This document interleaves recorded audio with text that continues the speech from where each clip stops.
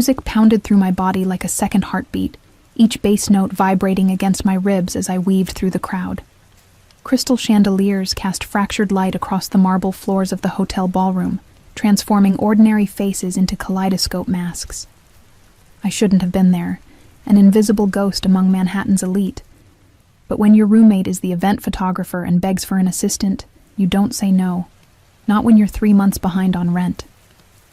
"Just hold the reflector and stay out of the way," Zoe had said, squeezing my arm before disappearing into the crowd, leaving me alone with equipment I barely knew how to use. The champagne they'd offered staff was cheap, nothing like what flowed freely for the guests, but it hit my empty stomach hard. I hadn't eaten since yesterday's half sandwich. The room tilted slightly as I pressed my back against a pillar, trying to steady myself. My black uniform, borrowed from Zoe's closet, hung loose around my waist. I'd lost weight again. That's when I first noticed him. He didn't move like the others. While the crowd ebbed and flowed in chaotic patterns, he cut through like a blade. Straight, deliberate, unavoidable. 3 men flanked him, their eyes constantly scanning the room. His suit wasn't flashy like the tech executives or the Wall Street types, but something about the fabric caught the light differently, absorbing rather than reflecting. Italian, custom-made. Even I knew enough to recognize that. When he turned, I glimpsed his profile. Sharp jaw, straight nose, dark hair cropped close at the sides but longer on top. Not classically handsome, but magnetic. Something ancient in my brain whispered danger. I looked away too late, his gaze locked with mine across the room, and for a moment, everything else blurred. A half smile appeared on his face, there and gone like a camera flash. I felt naked, exposed, as if he'd reached across the distance and peeled back my skin to examine what lay beneath. "Move, will you?" Someone bumped into me, spilling champagne down my borrowed dress. The spell broke. I mumbled an apology, dabbing futilely at the stain with a cocktail napkin. When I looked up again, he was gone. "Emma, there you are!" Zoe materialized beside me, camera hanging around her neck. "I need you upstairs for the balcony shots. The client wants the whole ballroom from above." I followed her to the grand staircase, grateful for a task to focus on. The second floor was quieter, the music a distant thrum. We found a service door that led to a small balcony overlooking the ballroom. "Hold this." Zoe thrust the reflector into my hands. "And don't drop it. It costs more than your student loans." The joke hit too close to home. My stomach lurched as I positioned myself beside her, arms trembling slightly from exhaustion and hunger. Below, the party swirled in patterns of wealth and power I'd never understand. The champagne, the stress, the hunger, it all crashed against me in waves. Black spots danced at the edges of my vision.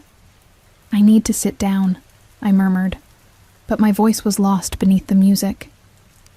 The spots expanded, merging into darkness. The last thing I remembered was the reflector slipping from my fingers, Zoe shouting my name, and the sensation of falling. Then, nothing. I awoke to the scent of leather and something spiced, sandalwood, perhaps, or amber. My eyelids felt heavy, but I forced them open. The first thing I saw was not where, but who. Him. The man from the ballroom. His face hovered above mine, features sharper up close. Deep-set eyes the color of burnt copper studied me with unnerving intensity. I realized, with a jolt of panic, that I was cradled against his chest, one of his arms supporting my shoulders, while the other lay across my waist.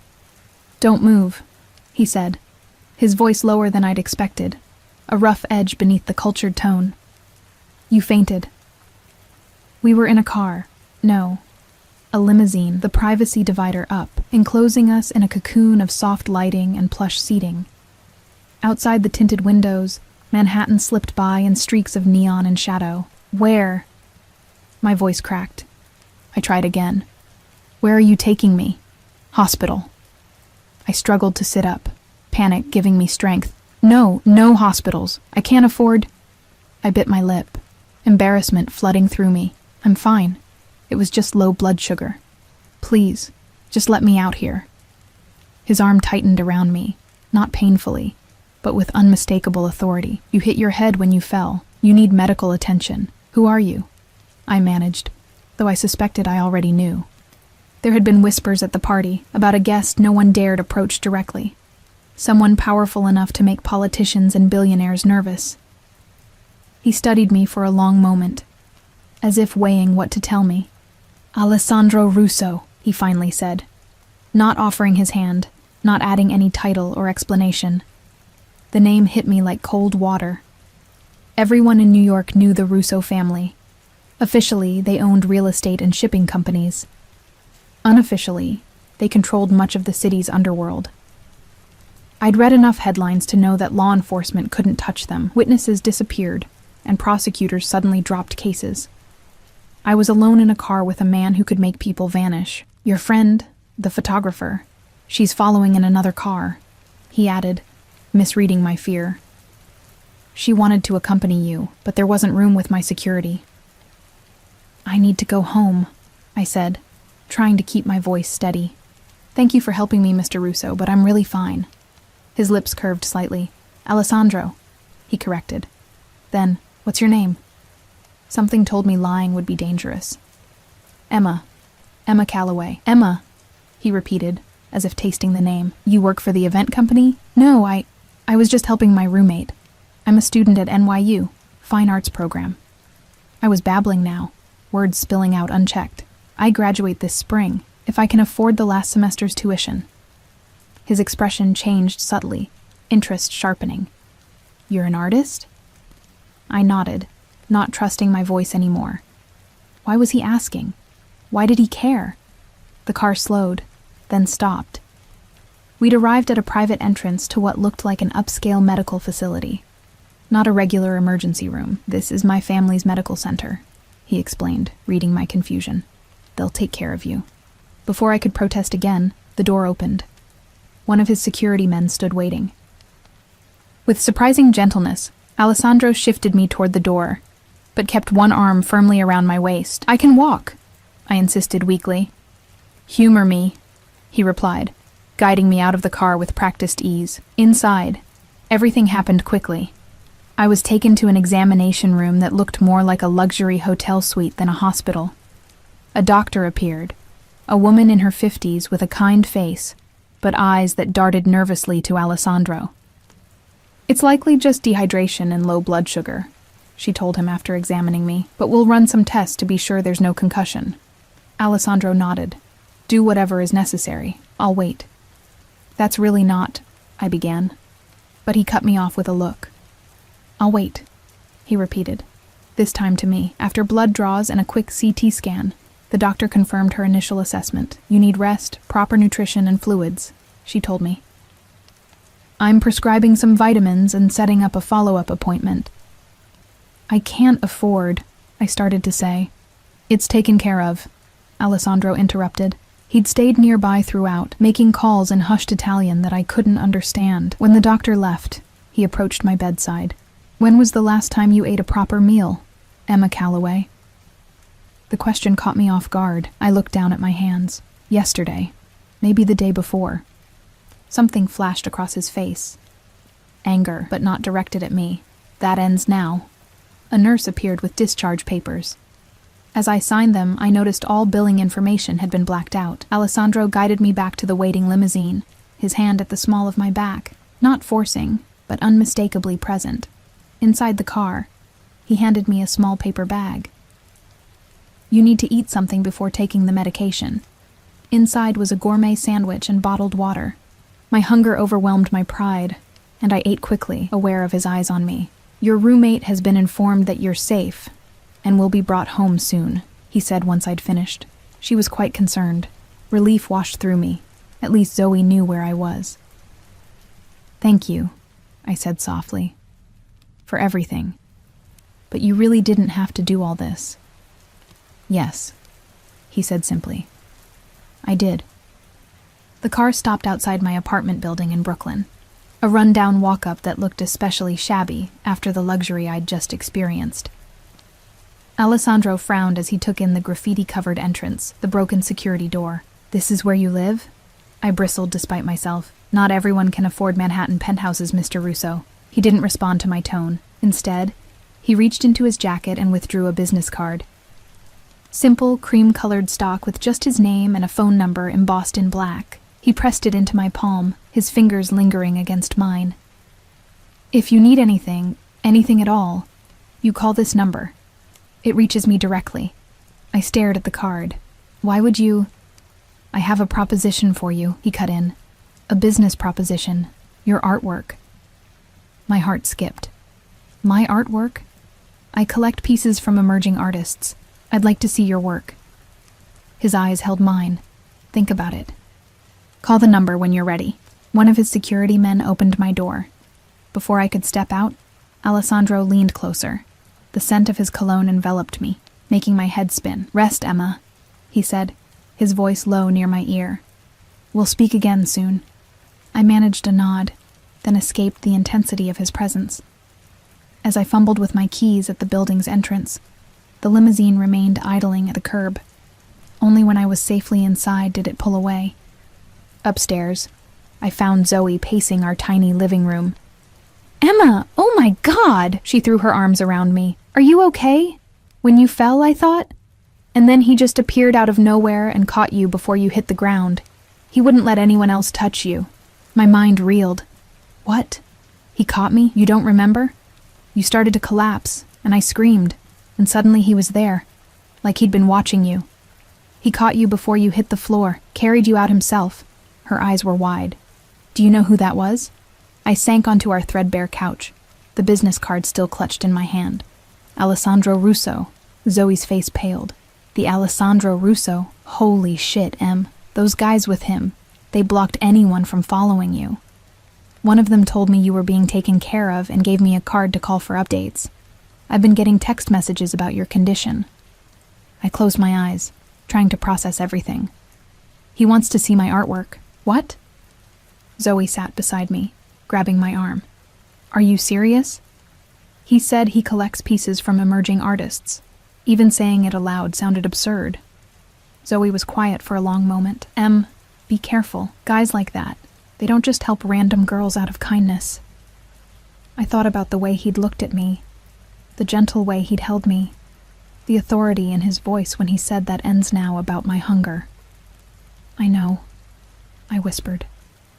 But later that night, as I lay in bed staring at the ceiling, his business card on my nightstand, I couldn't stop thinking about the moment when I'd first opened my eyes in his arms, his face hovering above mine. Those copper eyes searching my face as if memorizing every detail. In my half-conscious state, just before fully waking, I could have sworn I heard him whisper something as he held me, a single word that made no sense. Hours.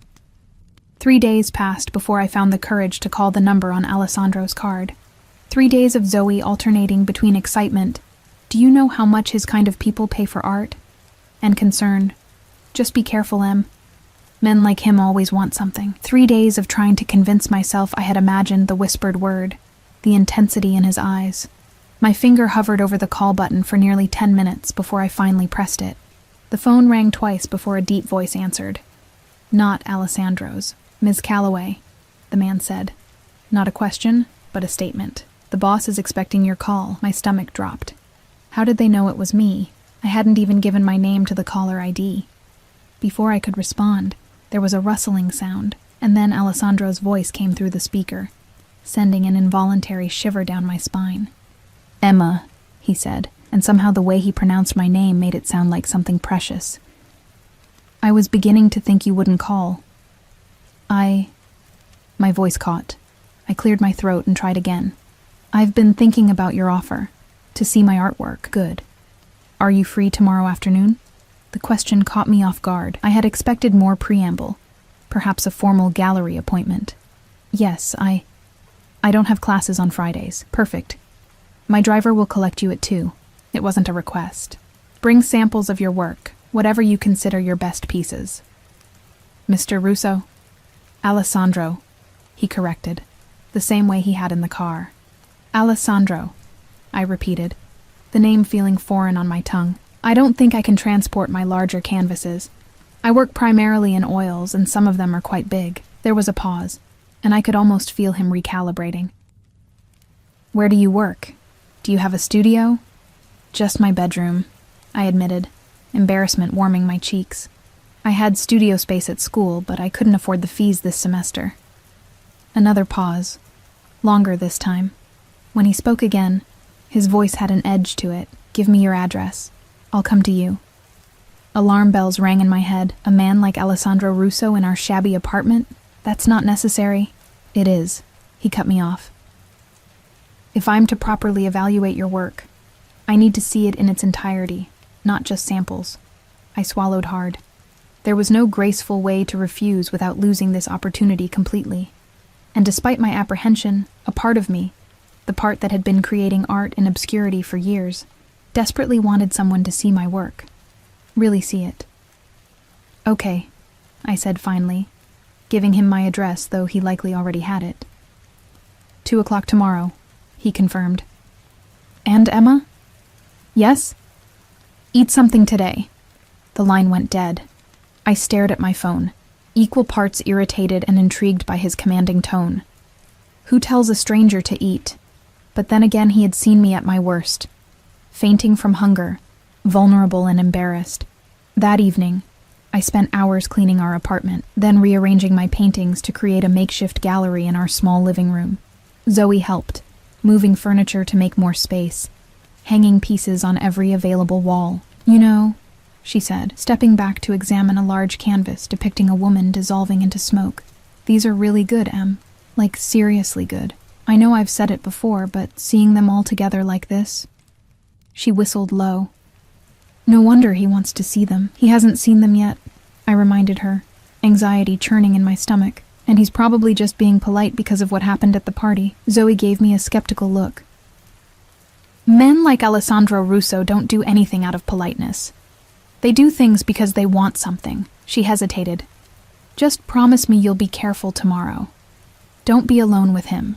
We'll be right here in the living room, I assured her, though the thought of being alone with him sent contradictory pulses of fear and anticipation through my body. I'll try to come home early, she promised. That night I barely slept. Every time I closed my eyes, I saw his face, felt the phantom sensation of his arms around me.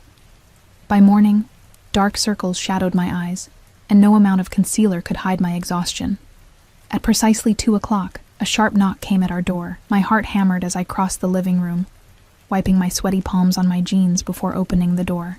Alessandro filled the doorframe, taller than I remembered, dressed in a charcoal suit that probably cost more than a year's rent.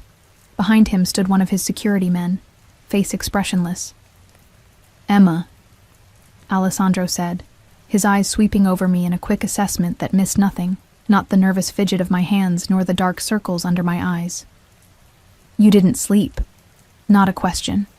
I stepped back, allowing him to enter. I was preparing, I said, gesturing to the living room where my paintings were displayed. He nodded to his security man, who took up position outside the closed door.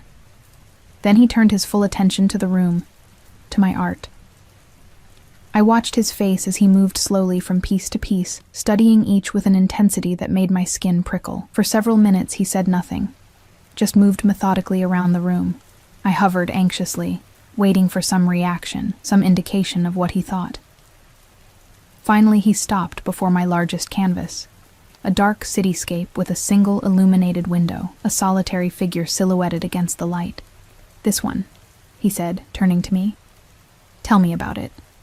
I moved closer, but maintained a careful distance. It's called Witness. It's about urban isolation, how we can be surrounded by millions of people but still completely alone. How we watch each other from a distance but rarely connect. He studied me with the same intensity he'd given the painting. You feel this way? Isolated. The question felt too personal, but something in his gaze compelled honesty. Sometimes. Don't we all? No, he said simply. Not all of us. He turned back to the painting. How much? I blinked, caught off guard. I'm sorry? How much for this piece? My mind went blank. I'd sold a few small paintings through student exhibitions, but nothing this size, nothing this personal. I don't know. I hadn't thought about selling it. Alessandro turned to me fully, his expression unreadable. Everything has a price, Emma. Name yours. Something about his phrasing sent a shiver through me. 5,000, I blurted out, naming a figure that seemed outrageous to me. The corner of his mouth twitched, not quite a smile. That's severely undervalued. He reached into his jacket and withdrew a checkbook. 20,000. I gasped. That's too much. It's not worth... I decide what things are worth to me, he interrupted, already writing the check. And I want this piece, along with those two. He nodded toward a pair of smaller canvases. One of a woman with her back turned, looking out over turbulent water, another of hands reaching through darkness toward a single point of light. I felt dizzy. Those as well? 10,000 each. He tore out the check and held it out to me. 40,000 total.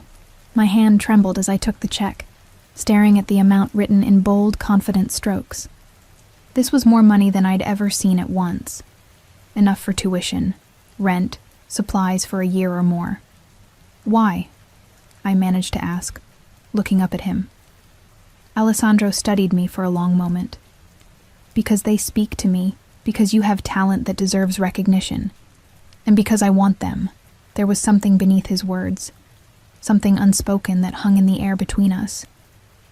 Before I could decipher it, he moved closer, into my personal space, not touching me, but near enough that I could smell his cologne, feel the heat radiating from his body.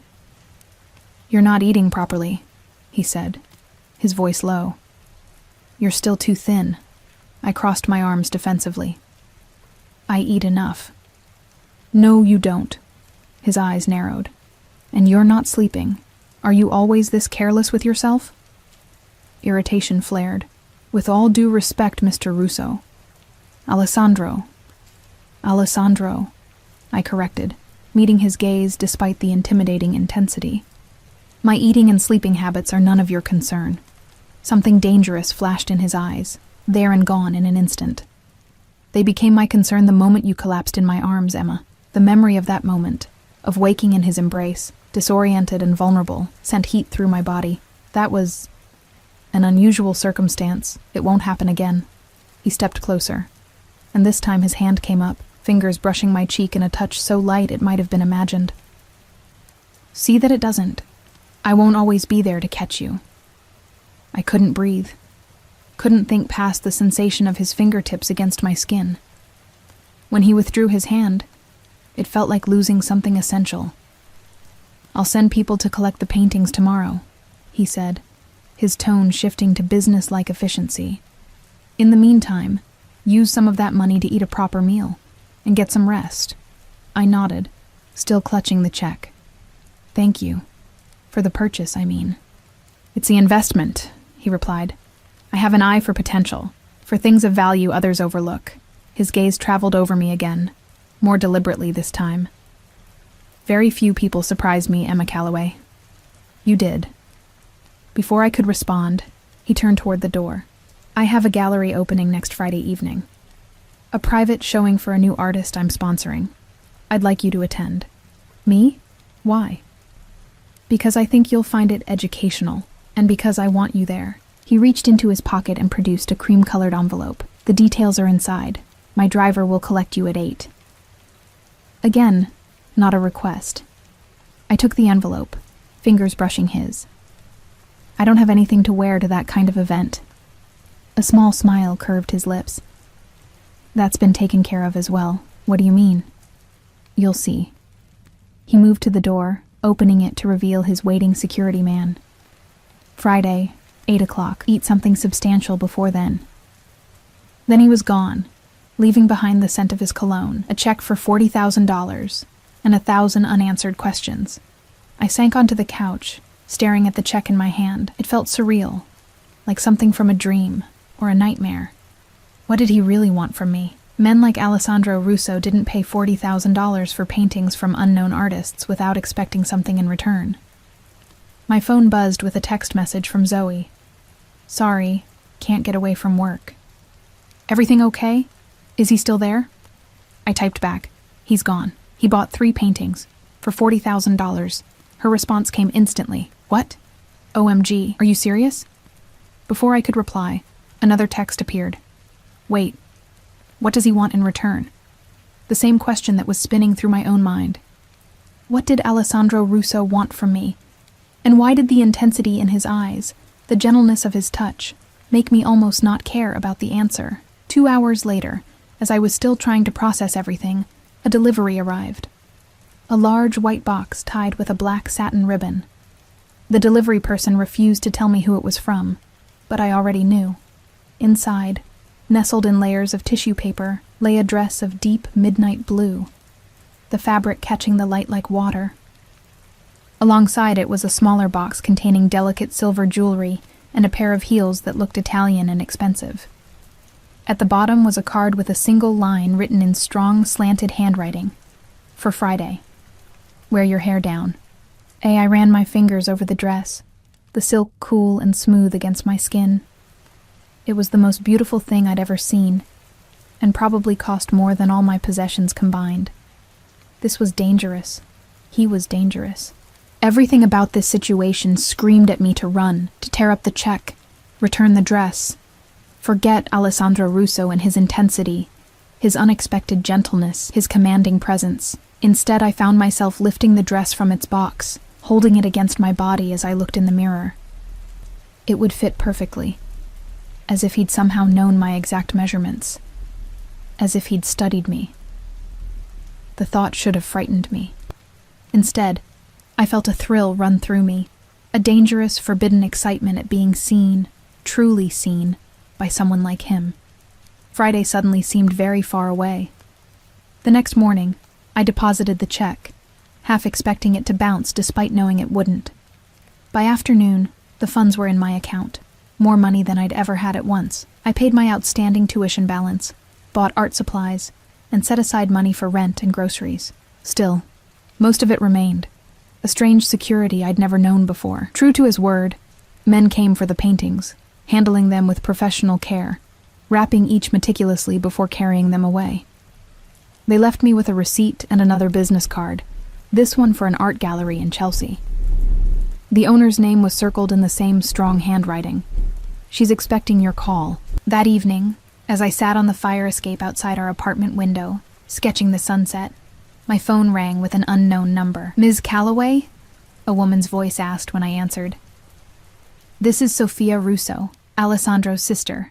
My pencil froze mid-stroke. "Oh, hello. My brother asked me to call you," she continued, her voice pleasant but reserved. "He mentioned you might need assistance preparing for Friday's event. That's not necessary. It wasn't a suggestion," she cut in smoothly. "Alessandro rarely takes an interest in new artists. When he does, the family supports his decision. I'll pick you up tomorrow at noon. We'll have lunch, then visit my personal stylist." Like her brother, Sofia Russo didn't make requests. She stated what would happen.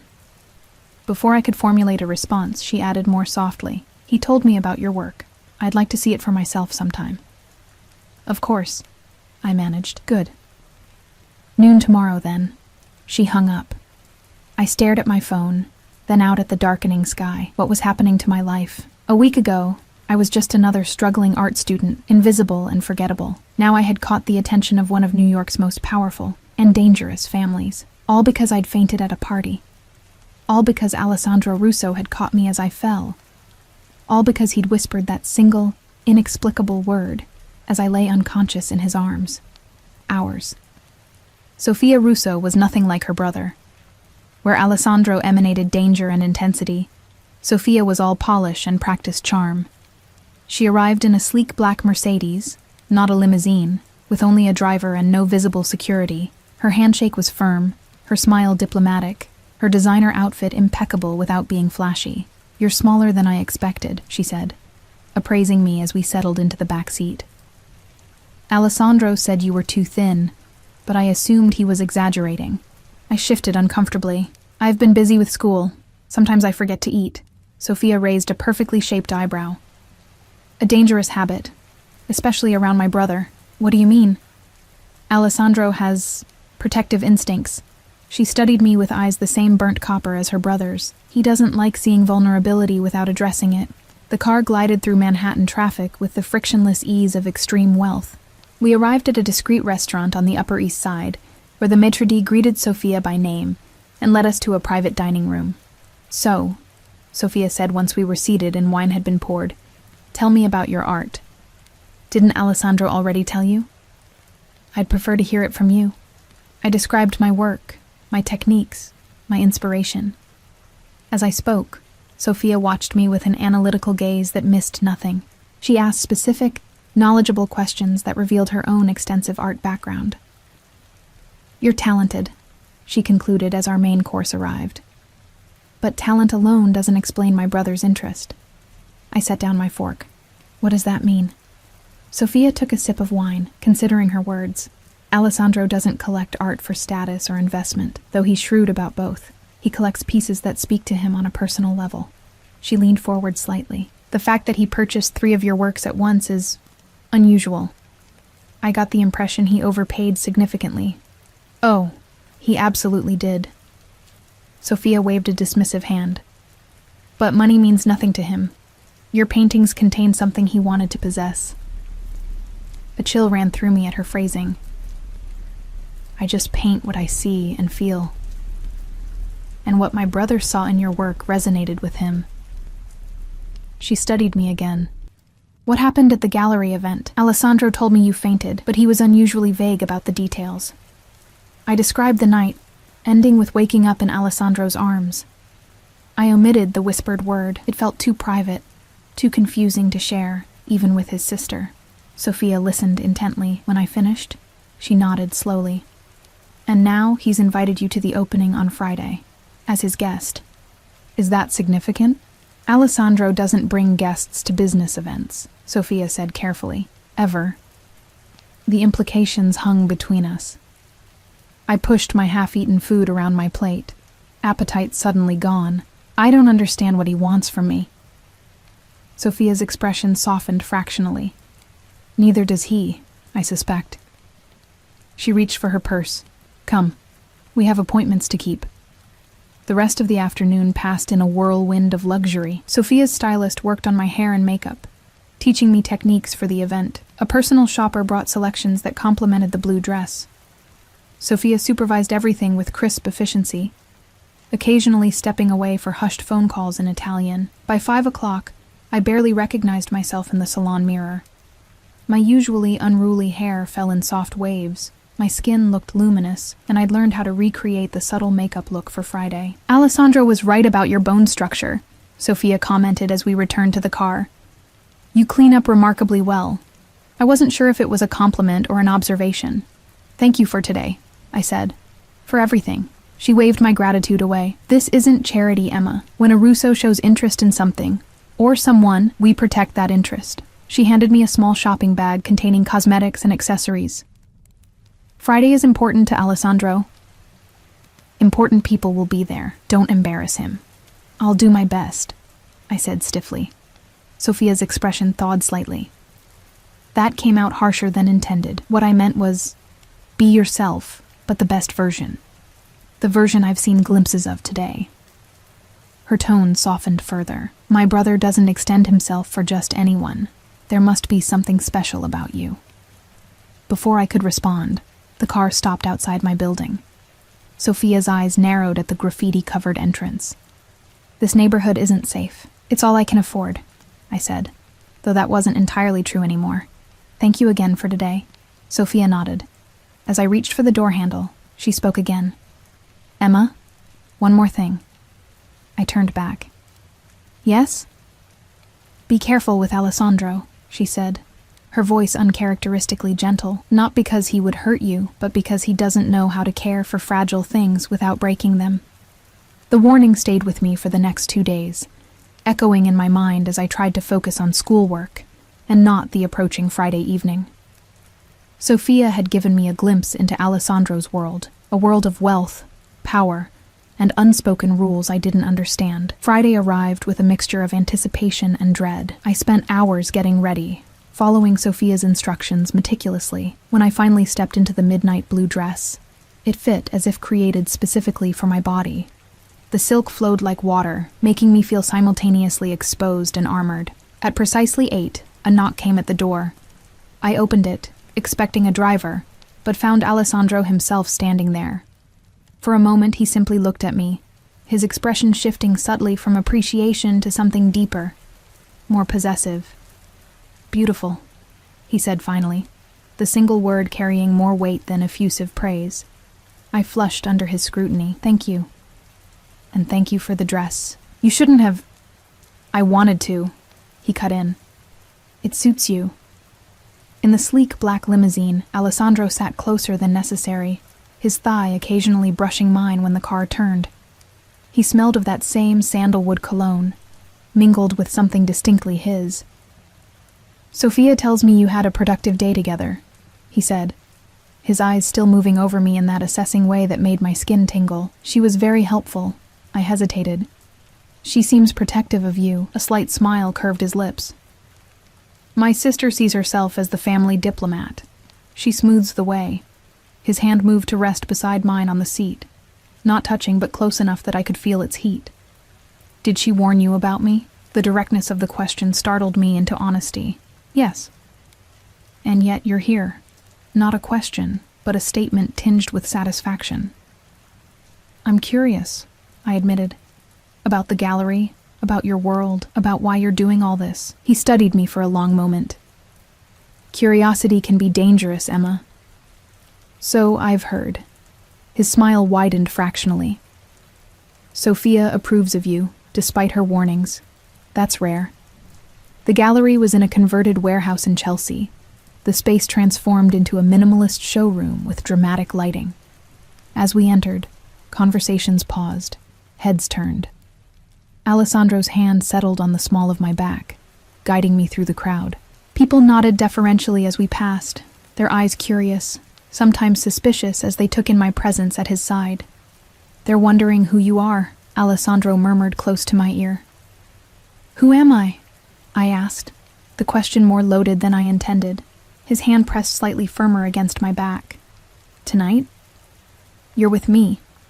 That's all they need to know." The artist being featured was a young sculptor whose work featured twisted metal forms that somehow conveyed both violence and fragility.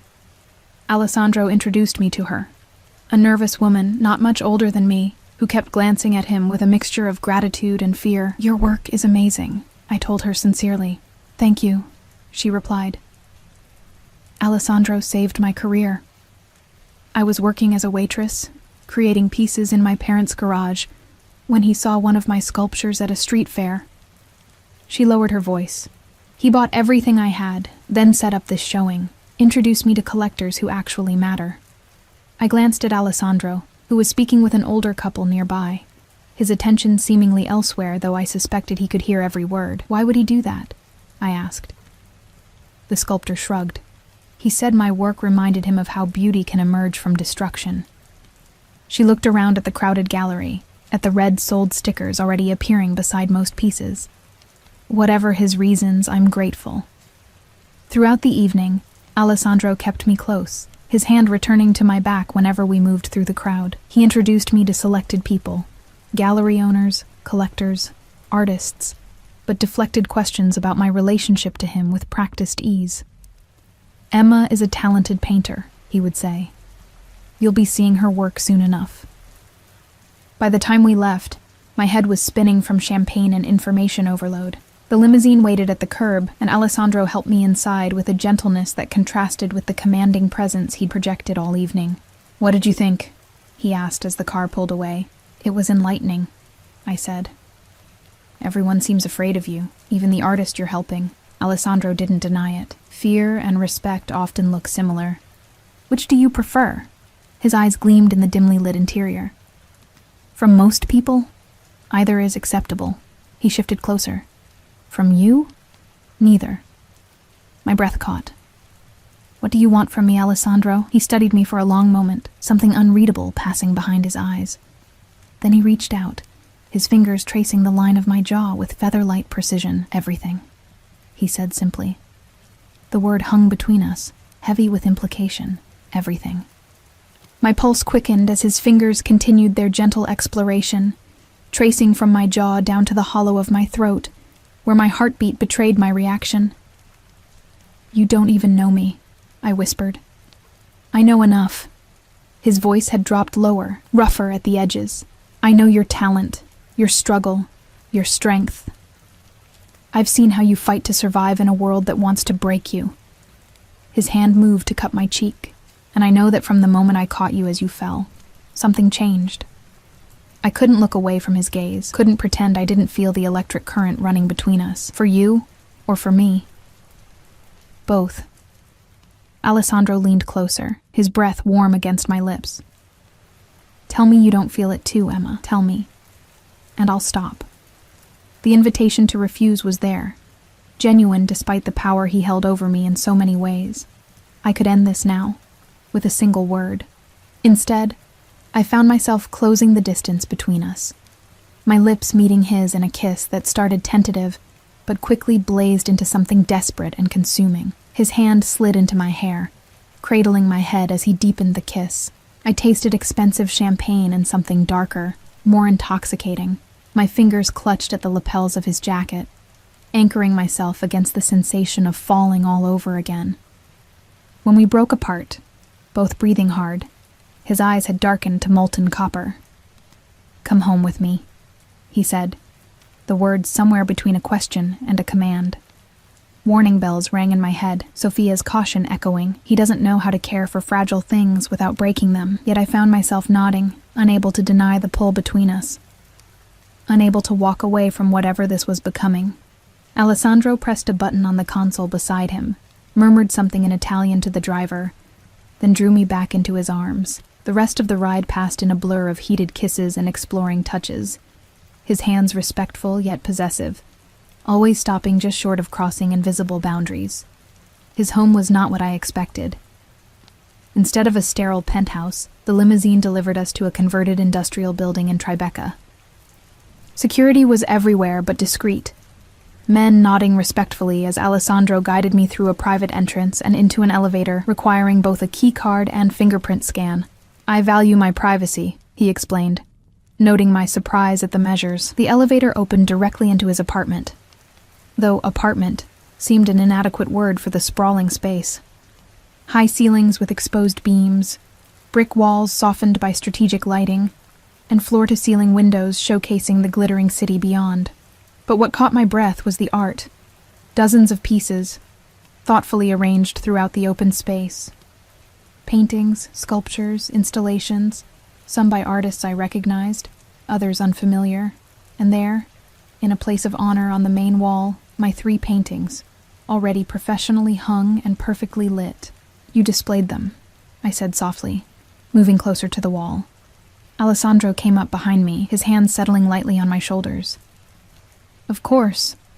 Art should be seen, appreciated." His thumb traced small circles against the bare skin of my upper back.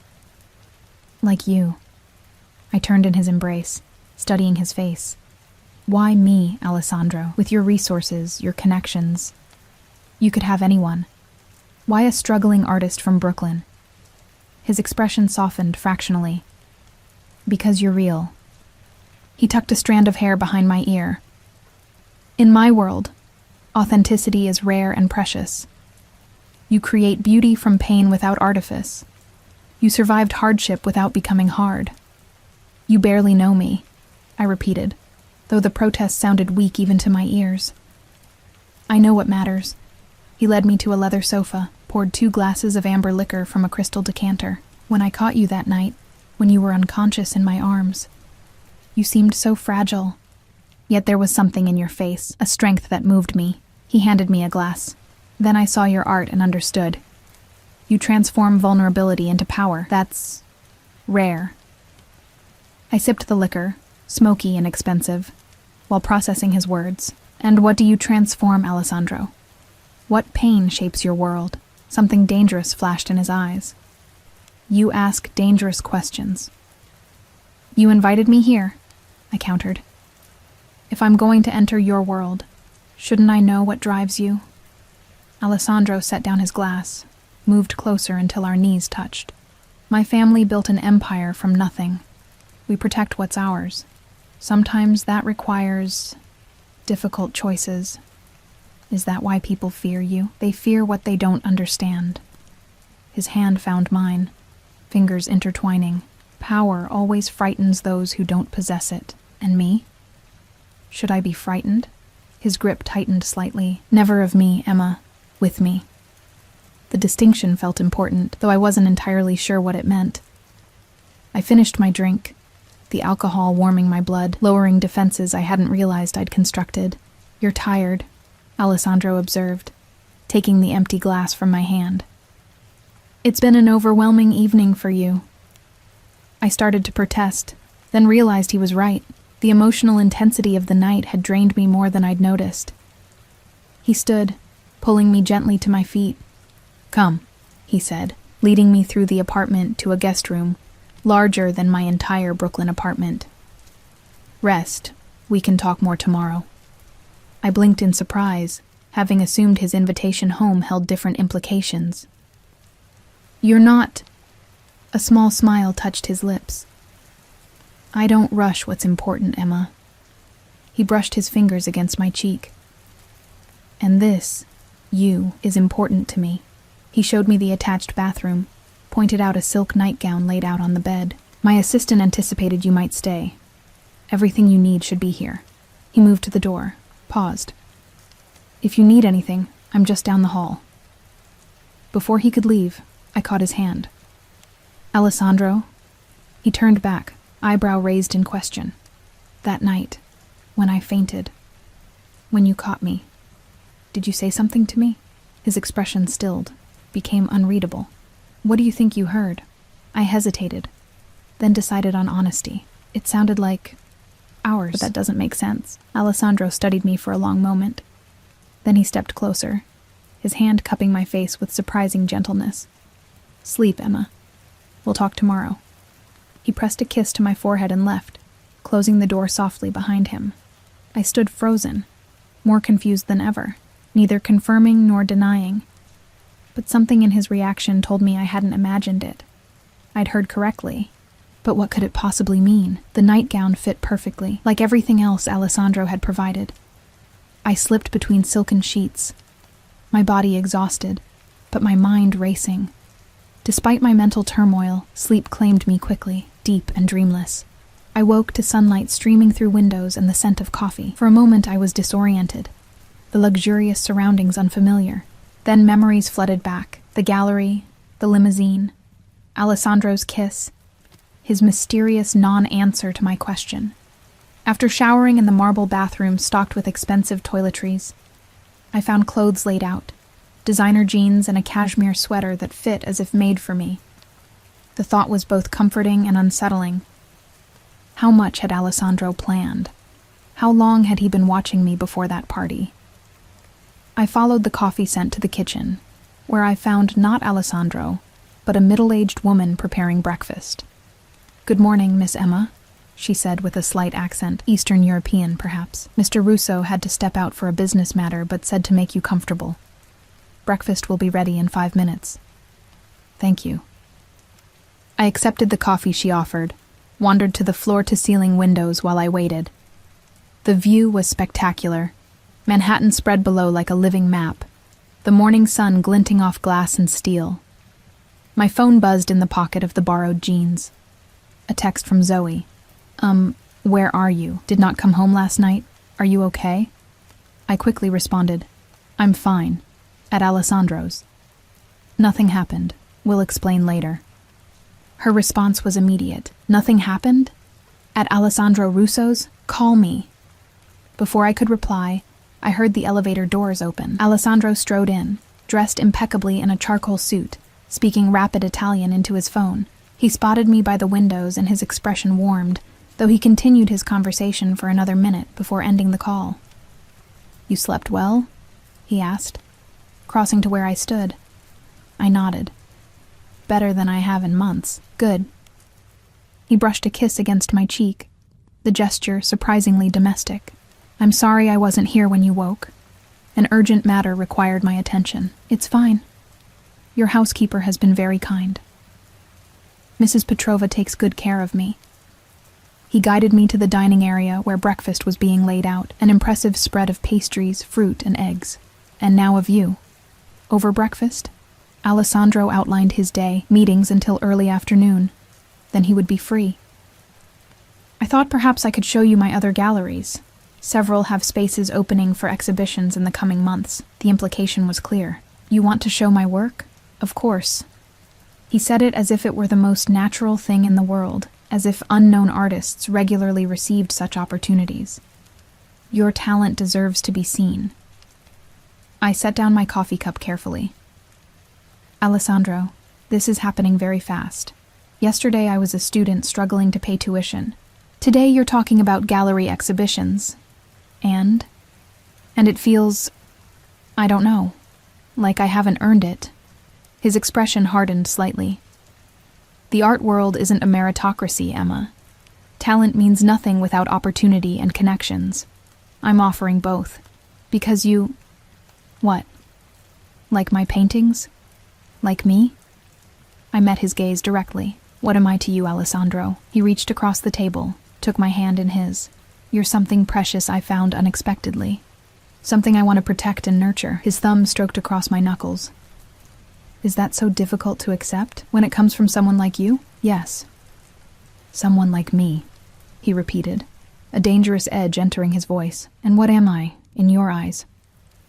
I didn't look away. Powerful. Dangerous.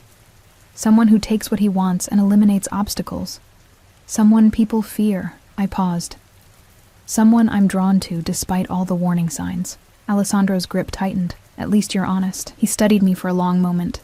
My world is complicated, Emma. There are aspects of my business, my family that would disturb you. But I can promise you this. What I feel for you is real, unexpected, but real. What do you feel for me? I asked, my voice barely above a whisper. We barely know each other. Alessandro considered this, his thumb still making slow circles against my hand. In my experience, time is not the most reliable measure of connection. He leaned forward slightly. I've known people for decades whom I understand less than I understand you after these few days. That doesn't answer my question. A ghost of a smile touched his lips. No, it doesn't. He released my hand and stood. Come with me. I want to show you something. Curious. I followed him through the apartment to a door I hadn't noticed the night before. It required another key card to open, revealing a private study. Unlike the modern aesthetic of the rest of his home, this room was old world. Leather-bound books lining the walls, a massive antique desk, and the scent of aged paper and wood polish. Alessandro crossed to a painting mounted behind his desk, a small, dark piece depicting a young woman with haunted eyes standing before a burning building. The style was centuries old, Renaissance perhaps, but the emotion in the subject's face felt startlingly modern. My grandmother, he said, watching my reaction. Painted in 1942, after she fled the Nazis who burned her family home in northern Italy. I moved closer, studying the details, the subtle reflection of flames in her eyes, the way her hands were both clenched and protective. It's extraordinary. She was 19, Alessandro continued. Alone, her family murdered, with nothing but her wits to keep her alive. His voice softened. She met my grandfather a month later. He was a young soldier with connections to the resistance. They married within 6 weeks. That's very fast, I observed. When you find something worth protecting in a world determined to destroy everything beautiful, you don't hesitate. He turned to face me fully. My grandmother said she knew within moments of meeting him that he would either save her or destroy her. Sometimes, Emma, the heart recognizes what the mind would question. The parallel was unmistakable. I swallowed hard. And did he? Save her? They saved each other. Alessandro's gaze was intense. They built a new life in America, created a family, an empire. Everything I have began with that moment, that recognition between them. Is that what this is? I asked, gesturing between us. Recognition? I believe so. He moved closer, his hand coming up to trace the line of my jaw. When I caught you that night, when I held you in my arms, something shifted. I can't explain it rationally. That's not very reassuring coming from a man in your position. Don't you need to be rational, calculating? In business, yes. In matters of the heart? He shrugged slightly. Even I must surrender to forces beyond my control sometimes. The vulnerability in that admission struck me more powerfully than any declaration could have. Alessandro Russo, admitting there were things he couldn't control. It humanized him in a way nothing else had. You still haven't told me what you whispered that night, I said. His expression became guarded, perhaps because I'm not sure you're ready to hear it. I'm stronger than I look. I'm well aware. His fingers moved from my jaw to the pulse point at my throat. Your heart is racing. You make me nervous. Good, he murmured, leaning closer. Nervousness is appropriate when standing at the edge of something life-changing. This time, I was the one who initiated the kiss, rising on my toes to press my lips to his. Alessandro responded immediately, his arms encircling me, drawing me against his body with controlled urgency. Unlike the tentative exploration of our first kiss, this was deeper, more demanding, a claiming on both our parts. When we broke apart, his eyes had darkened to that molten copper that made my stomach tighten. Stay with me today, he said, his voice rough. The meetings can wait. I hesitated, torn between desire and caution. I have classes. Skip them. His hands trace down my spine, settles possessively at the small of my back. Just for today. The recklessness of it appealed to something in me I hadn't known existed.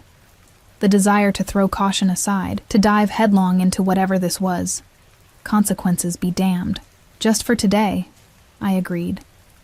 His smile was transformative, warming his normally austere features. I'll make some calls. We spent the day in a bubble of intimacy that felt surreal. Alessandro showing me his private collection of art, explaining the stories behind each piece. We talked for hours about everything and nothing. My childhood in a small Pennsylvania town, my dreams for my art, books we'd read, places we wanted to see. He ordered lunch delivered from an exclusive restaurant, and we ate on the balcony overlooking the city. Afterwards, he showed me his extensive library, pulling volumes of art books I'd only seen behind glass in university collections. These are for reference, he said, placing a rare book of Renaissance sketches in my hands. Feel free to use anything here whenever you want. The casualness of the offer, as if I would naturally be spending enough time here to make use of his library, wasn't lost on me. Alessandro spoke of us as if we were already established, as if my integration into his life was a foregone conclusion. Part of me wanted to resist this assumption, to assert my independence. But another part, the part that had always felt unseen, unvalued, basked in his focused attention, in being treated as if I mattered. As evening approached, Alessandro received a call that made his expression darken. He spoke in rapid Italian, his tone hardening with each exchange. When he hung up, the warmth I'd witnessed all day had vanished, replaced by cold calculation. I need to go out, he said, already reaching for his jacket. A situation requires my personal attention. Is everything okay?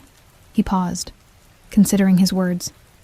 Business complications, nothing for you to worry about. He crossed to me, placed a gentle kiss on my forehead. My driver will take you home if you wish, or you're welcome to stay. I may be late. I thought of my tiny Brooklyn apartment, of Zoe's inevitable interrogation, of the cramped bed and noisy neighbors. Then I thought of this sanctuary with its library and art and silence. I'll stay, I decided, if that's really okay. Relief flickered across his face. More than okay. He hesitated, then added, Emma, there are aspects of my business that... It's better you don't know details. Safer for you. The reminder of who he really was, what he really did, sent a chill through me. I'd spent the day with Alessandro the art collector, the intelligent conversationalist, the attentive companion. But now Alessandro the mafia boss was reasserting himself. I understand, I said quietly. His eyes searched mine, looking for judgment or fear. Finding neither, he nodded once. I'll have Mrs. Petrova prepare dinner for you. Don't wait up. After he left, the apartment felt emptier than its spacious dimensions warranted. I wandered through the rooms, examining artwork, trailing my fingers over books and furniture that cost more than I'd make in years. Eventually, I settled in the library with a rare volume of Botticelli sketches and lost myself in the master's work.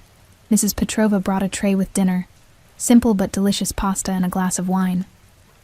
After eating, I curled up on the leather sofa with another book. Despite my intention to wait for Alessandro's return, exhaustion claimed me, and I drifted off, surrounded by the scent of old books and leather. I woke to the sensation of being lifted. Disoriented, I blinked awake to find Alessandro carrying me toward the bedroom.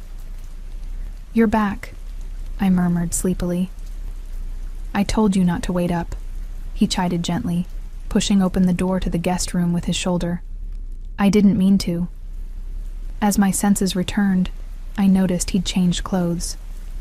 His new shirt was impeccable, but a faint metallic scent clung to him, copper and salt. I chose not to examine what that might mean. He laid me on the bed with surprising gentleness. "Sleep, Emma. We'll talk tomorrow."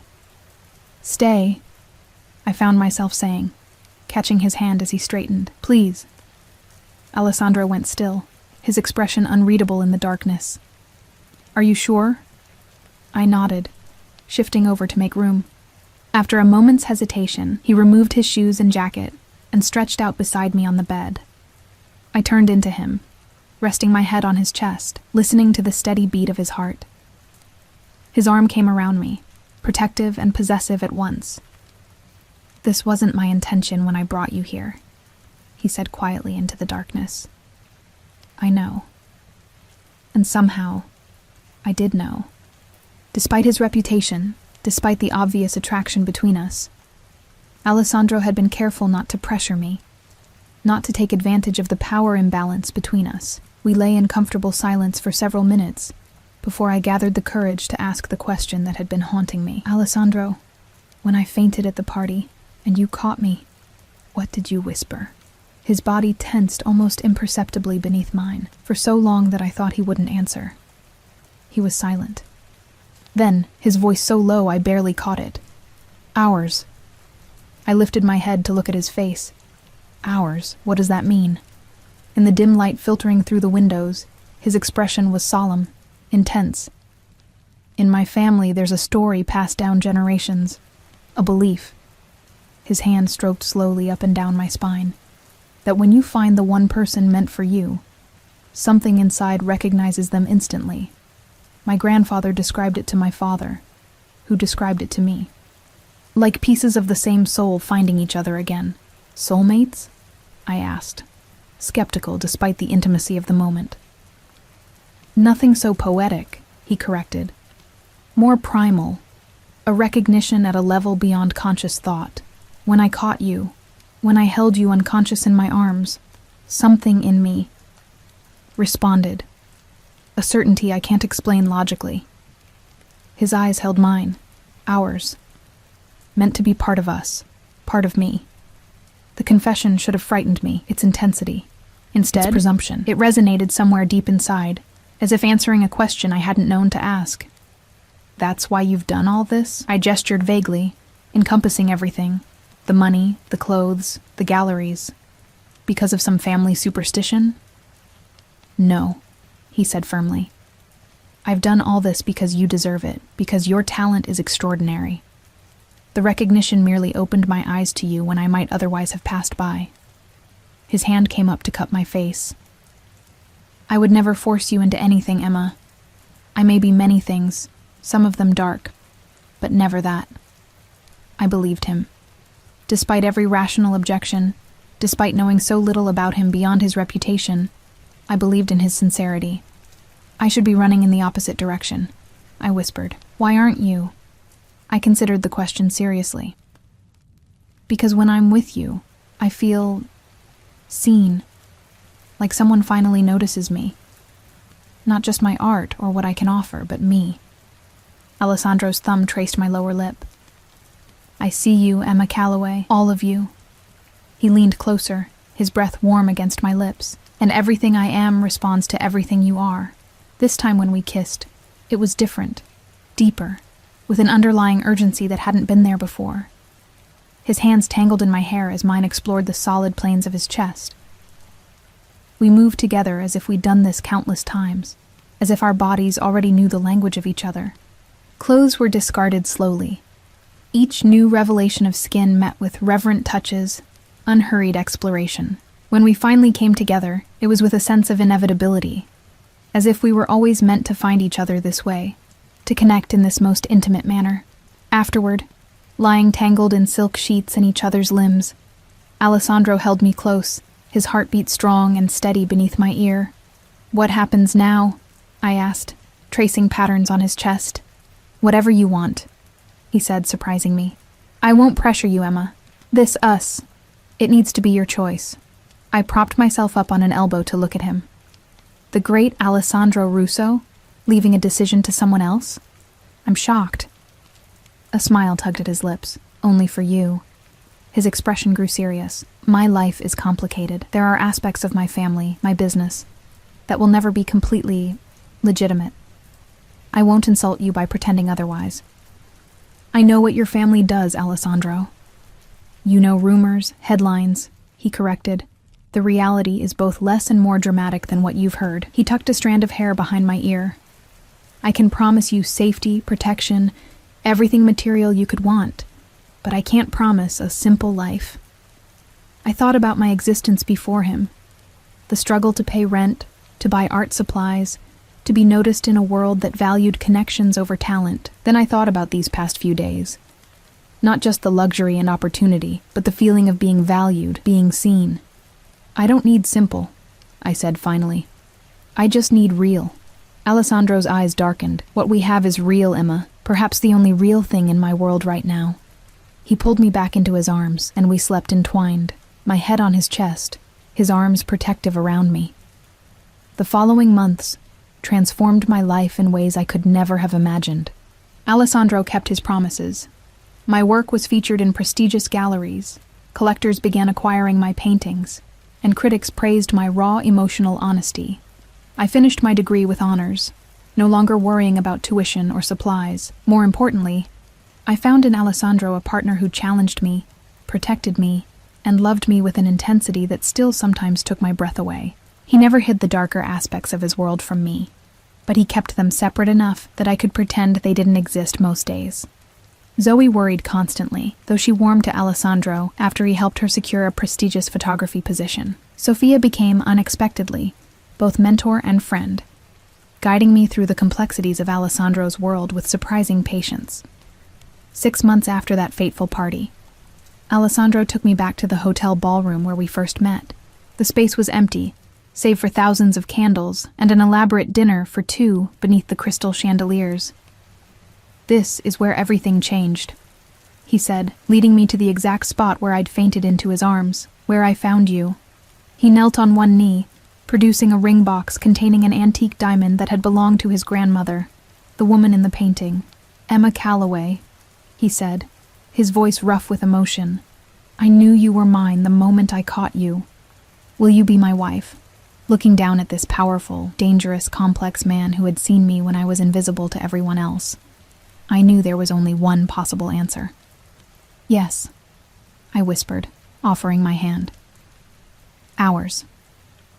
As he slipped the ring onto my finger, as he rose to kiss me beneath the same chandeliers where I'd once fainted from hunger and exhaustion, I understood that sometimes falling, literally and figuratively, leads not to disaster, but to being caught by the right arms at exactly the right moment.